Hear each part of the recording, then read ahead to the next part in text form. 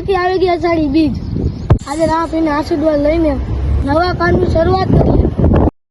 યાર સાચી સર જાવું તો દરેક રસ્તો સરળ બની. હાલો મંદિરે જઈએ.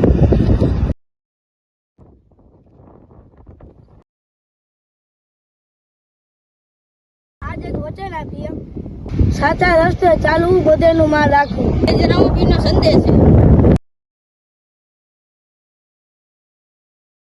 આ અષાઢી બીજના પાવન દિવસે સૌને સુખ શાંતિ મળે.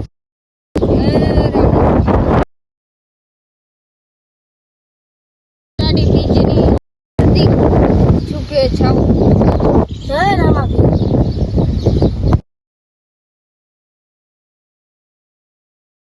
હે 12 બીજના ધણી, હે રામાપીર, બધેનું સારું કરો.